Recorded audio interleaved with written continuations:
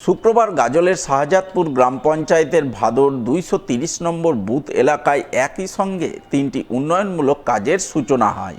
ফিতে কেটে নারকেল ফাটিয়ে তিনটি কাজের আনুষ্ঠানিক সূচনা করেন গাজলের বিডিও সুদীপ্ত বিশ্বাস এবং জয়েন্ট বিডিও মীর সোহেল শেখাওয়াত।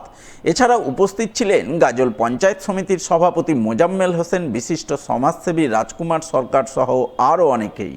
এদিন তারা সকলে মিলে আমাদের পাড়া আমাদের সমাধান কর্মসূচির অধীনে রাজ্য সরকারের বরাদ্দকৃত অর্থে ভাদর গ্রামে একটি কংক্রিট ঢালাই রাস্তা, স্ট্রিট লাইট এবং সাবমার্সিবল পাম্পের কাজের শুভ সূচনা করেন। ফলে খুশির হাওয়া বয়ে যায় গোটা ভাদর গ্রাম জুড়ে।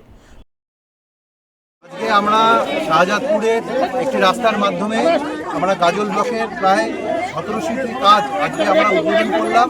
আমাদের 220টা বুথের টেন্ডার হয়ে গেছে। আমরা 273টা বুথের টেন্ডার আমরা এই মাসের মধ্যে কমপ্লিট করব এবং আমরা অঙ্গীকারবদ্ধ হচ্ছি মাননীয় মুখ্যমন্ত্রী যেন আমাদেরকে ডাইরেকশন দিয়েছেন মার্চ মাসের মধ্যে সমস্ত কাজ আমরা শেষ